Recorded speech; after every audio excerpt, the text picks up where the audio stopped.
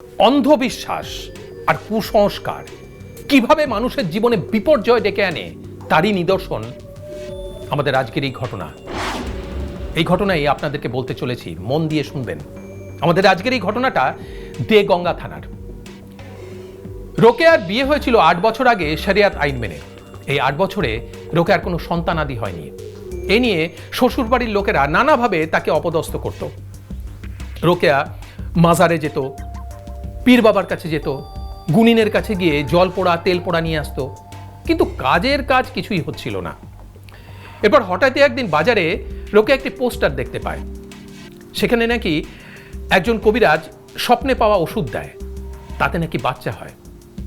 সঙ্গে সঙ্গে রোকেয়া ওই পোস্টারের নাম্বার দেখে ফোন করে। কবিরাজ ঠিকানা দিয়ে তাকে তার স্বামীর সঙ্গে আসতে বলে। একটি বাড়িতে ভাড়া থাকতো কবিরাজ, সেখানেই তার স্বামীকে নিয়ে যায় রোকেয়া। কবিরাজ বলে যে সে একটা স্বপ্নে পাওয়া ওষুধ পেয়েছে, একটা ছোট্ট অপারেশন করতে হবে।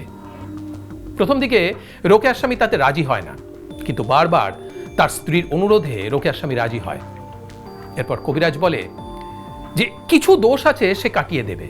এই বলে কবিরাজ রোকেয়াকে একটি ঘরে বসায় এবং তার স্বামীকে বলে যে কাঁচা হলুদ কিনে আনতে হবে, সে যেন হাটে গিয়ে কাঁচা হলুদ কিনে নিয়ে আসে।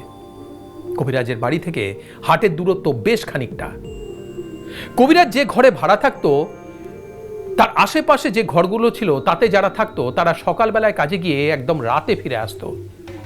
তাই চারিদিক যখন ফাঁকা শুনশান, সেই সময় কবিরাজ ঘরে ঢুকে বলপূর্বক রোকেয়াকে ধর্ষণ করে। তারপর তাকে বলে যে চুপ কর, চেঁচামেচি করিস না, তোর নিশ্চয়ই বাচ্চা হবে, কাউকে বলতে হবে না। কিন্তু রোকেয়া চিৎকার করে কবিরাজকে ধাক্কা মেরে সরিয়ে দেয়।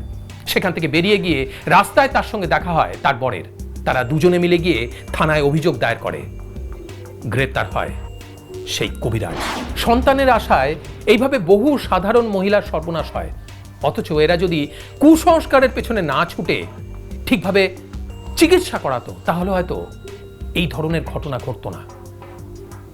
তাই সচেতন থাকুন, সাবধান থাকুন, সতর্ক থাকুন আর নিজেকে সুরক্ষিত রাখুন।